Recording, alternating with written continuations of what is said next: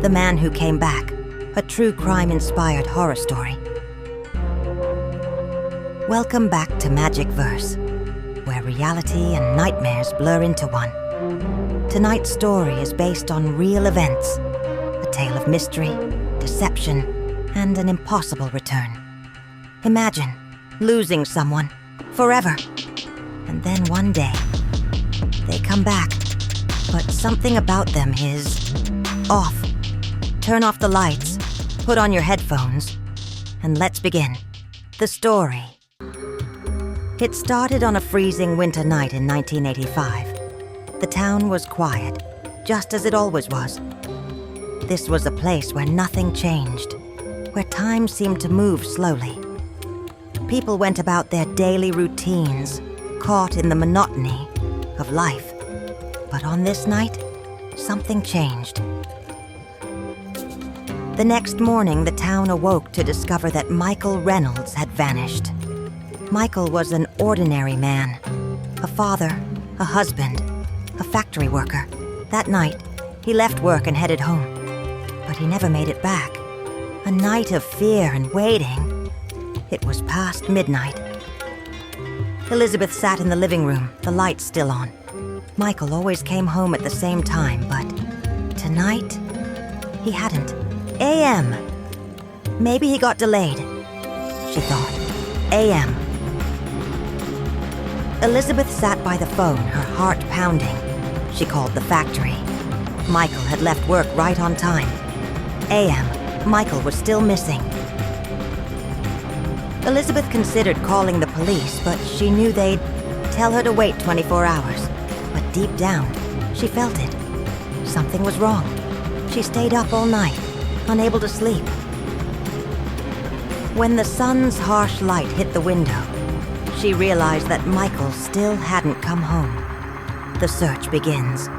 Elizabeth immediately called the police, and a search was launched. Police and volunteers combed the woods. Neighbors were questioned. The route Michael was supposed to take was checked thoroughly. But there was no trace of him. It was as if he had vanished into thin air. Days turned into weeks and weeks into months. No one found a single clue. Until 6 months later when they finally got news.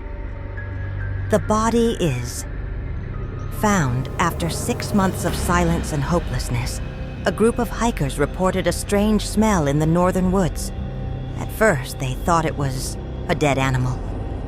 But when they brushed the snow away, they uncovered a frozen, lifeless hand. When the police arrived, they found the body half buried in snow. His face was unrecognizable, his body torn and decayed. Identifying him seemed impossible. But inside a battered wallet, they found an ID, Michael Reynolds. Authorities confirmed the worst. Michael had been murdered. But there was something odd. Despite being missing for 6 months, there were no signs of animal attack or further decay.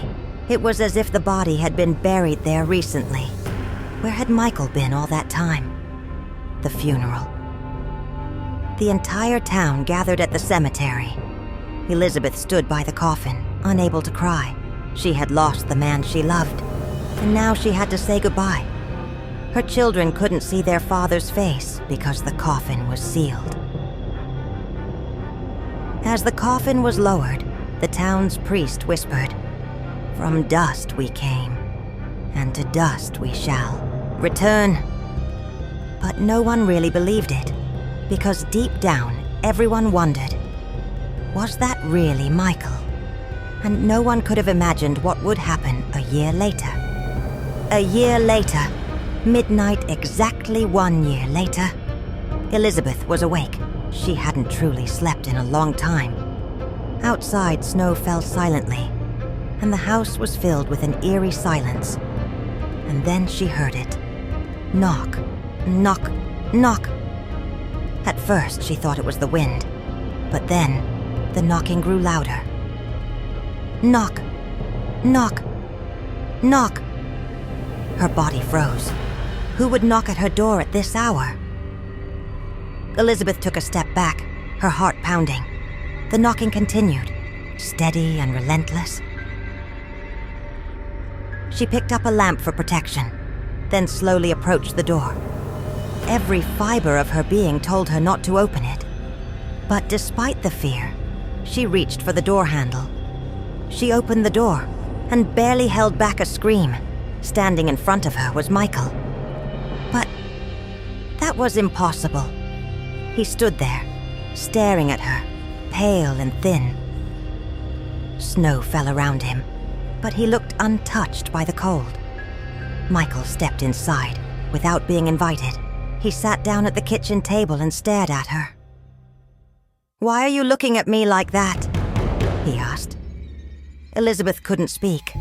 Her body was paralyzed with fear. This was Michael. But it couldn't be, because Michael was dead. The town, in panic. When the town heard about Michael's return, panic spread.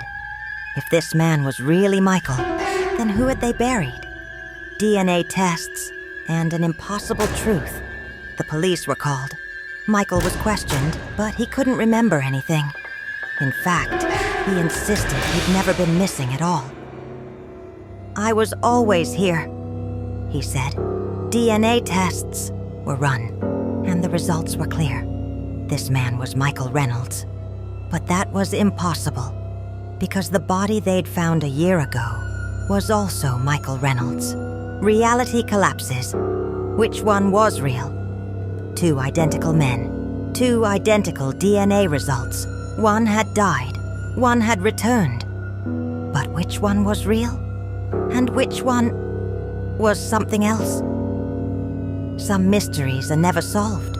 Some questions are better left unanswered. Who or what walked back into that house that night? Tell us what you think in the comments. Was it really Michael, or something wearing his face? Subscribe to Magic Verse for more chilling stories. And remember, some doors, once opened, can never be closed again.